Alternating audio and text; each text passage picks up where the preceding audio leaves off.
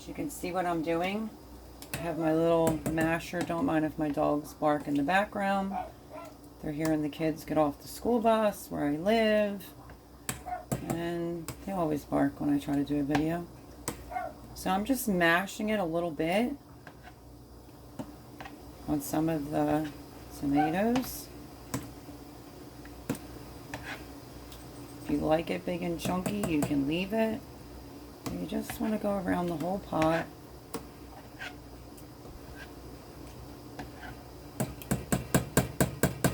And that's that. Put that into the sink. I did put my lid back on my canner. And just a word of advice for newbies like myself, because I had to learn. If you're going to lift the lid up to see how the water's doing, which mine's coming to a boil, you want to lift it out that way. I would put my exhaust fan on, but it would make a lot of racket. As you can see, this has been coming to a boil. I don't think you need to have it come to a raging boil. So as we see a few more bubbles, we are going to get started. On the Jar It Up January, as you can see, it is up to a boil. So I'm going to give it one more stir. You want to make sure nothing sticks. And the package you put in is completely dissolved. The next thing that I need to do is a half a cup. And I almost forgot distilled vinegar. Half a cup goes into this. There we go. Now we are just going to stir it in. We're going to turn this off. It smells really good, actually. This is just incorporate vinegar. I don't think it really matters what part you put the vinegar in at. Just don't forget to add the vinegar. The directions are on the back of the package. It's pretty self-explanatory. You can use a humongous can and use 2 packages of the Mrs. Wagers, the name that I keep forgetting. But if you want to do 3 28-ounce cans like I did, it's just 1 pack and a half a cup of vinegar. Okay, so here we go. Let's see how many jars I get for the Jar It Up January. Now, I want to dip my ladle one more time in the water, which is steaming. I want to keep my pot holder nearby. And what I think I'm going to do is bring this pot over. If you know anything about Wolfgang Puck pots, they are extremely heavy, so be careful. It's hot liquid. Okay, now what we're going to do is we're going to take a ladle and we're going to put it in the jar, 1-inch headspace.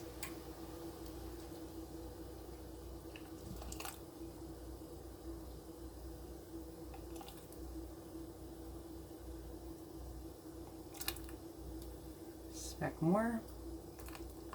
And to me, let's check. I think it needs a little tiny bit more. Okay.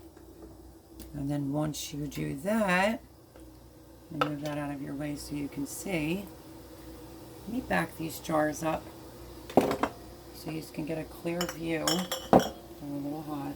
Okay, this is the jar. It's going to be extremely hot. 1-inch headspace.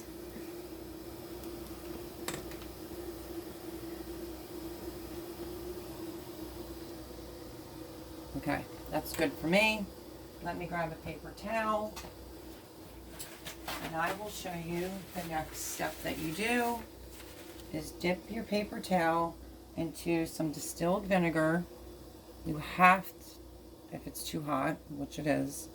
You can use a towel or a pot holder, and you want to wipe the whole outside going around the rim and the top so that it is clean and spotless. See that little bit of residue that came off? You have to wipe the tops. And then, ooh,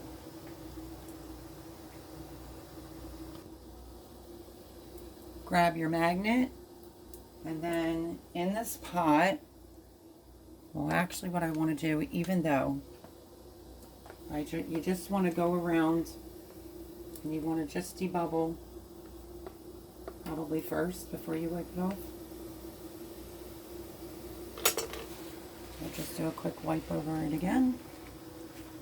Take your magnet. You want to get a seal that's hot. Set it on. Grab a ring.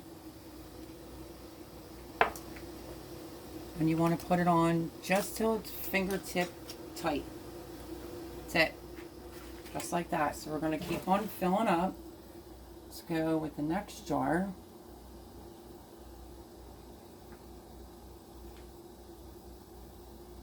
I like to keep one spare jar so it doesn't make a mess. A needy homesteader taught me that.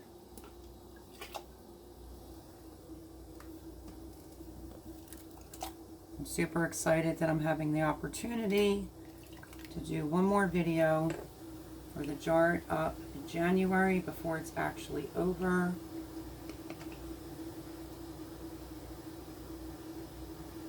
Okay.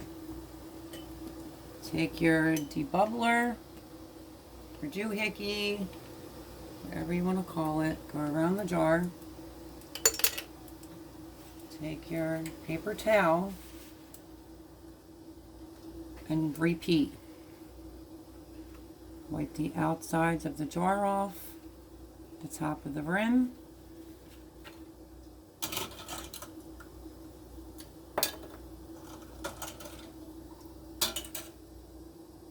Set it right on the top. Put a ring on it. Ooh, that one's hot. Fingertip tight. As a matter of fact, let me just double check this one. Okay, 2 jars down. Wonder how many we'll get. Let me move on to the next jar. The water is boiling.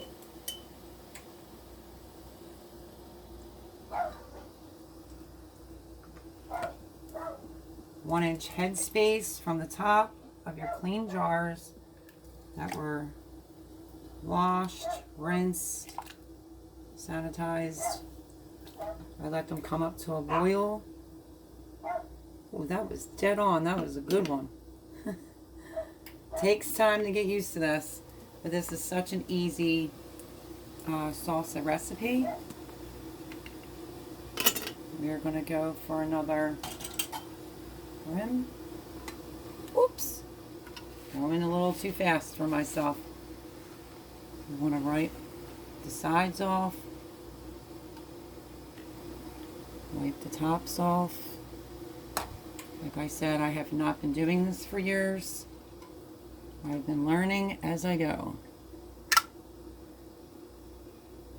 And you want to get another ring.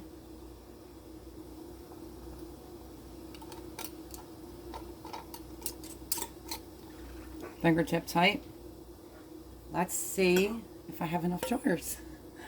I was thinking I might only get 2.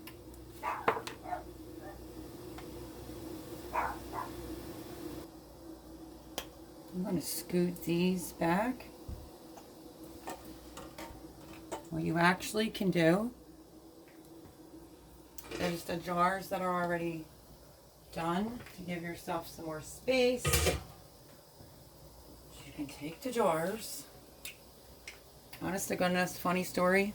When I first started canning, I used to go this way until I learned it actually goes that way. Just thought I would share that little funny story. That, believe me, we all learn as we go. You want to kind of put them in evenly on the rack. This used to scare me half to death. It's the hot water. Let's do our next jar. I'll move it closer. And this is going to be amazing to have extra salsa on hand.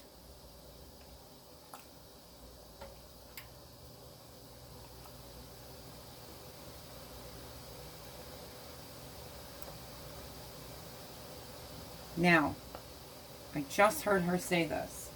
If you get a little too extra in the top of your jar, because you know it happens, even to the people that are great at canning, you just take a spoon and scoop a little bit of it out so that you get your 1-inch headspace. And then take your vinegar and water, go around, clean the outside off. The reason why you do this is so that the seal takes. And then you do the top.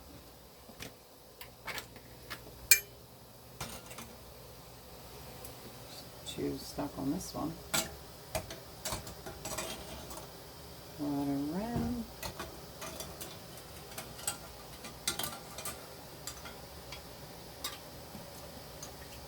Almost stuck. Put it on. Fingertip tight. Put it right in your water bath canner. Now, let's see if I'm lucky enough, if you look inside this pot, to see if I can get one more jar.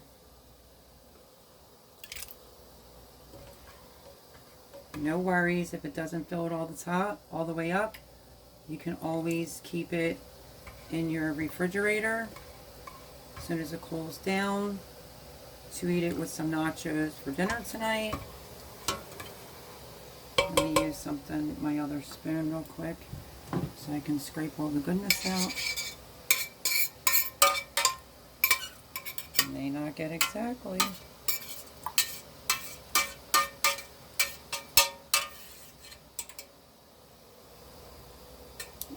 We just made it. Just made it for one more. So let's see, did we make it? We made it. So that'll be 5 jars of salsa that I got out of that. Don't forget to just debubble.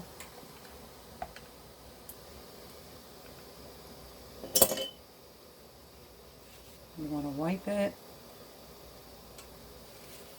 so that you get it nice and clean.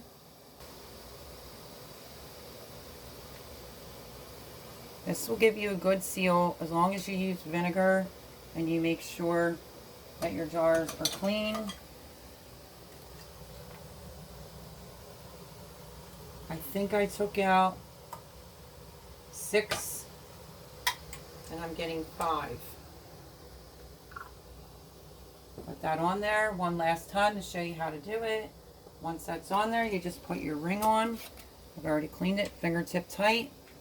It's going in, and I'm super excited because I have 5 jars of salsa for a newbie canner from the Mrs. Wagers, and I used organic cans of tomatoes, which is what's required.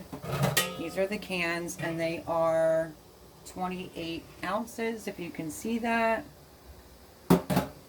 Now what we're going to do, this is the intimidating part for me a little bit, because you do have to be super careful. You don't want to get burned, so you want to make sure you grab the handles, lift it up, and gently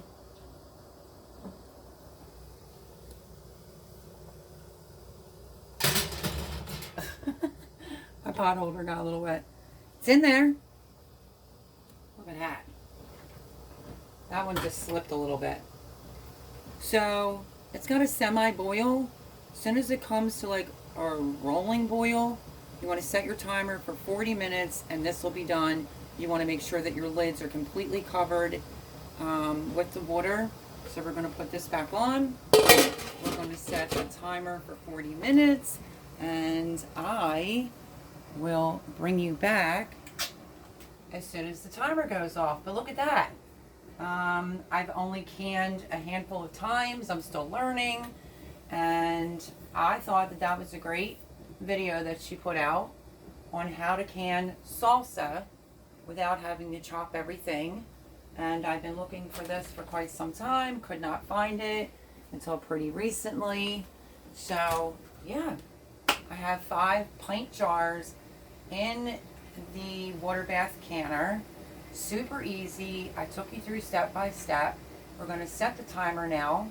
Let's make sure it's the rolling boil. We are pretty good. I'm going to set the timer for 40 minutes and I'll bring you back as soon as it is done.